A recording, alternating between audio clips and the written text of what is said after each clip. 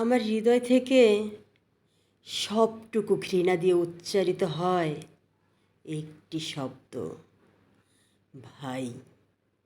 আর সবটুকু ভালো লাগা ও ভালোবাসার একটি শব্দ, মা।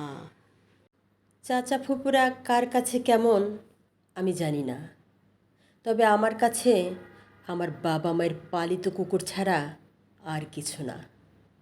ওরা আপনার বাবার টাকায় খেয়ে পড়ে একদিন আপনার গায়ে কামড় বসিয়ে দেবে। আমার শেষ ইচ্ছা, আমার মৃত্যুর পর আমার লাশটি যেন বেওয়ারিশ হিসেবে দিয়ে দেওয়া হয় আঞ্জুমান মফিদুলে।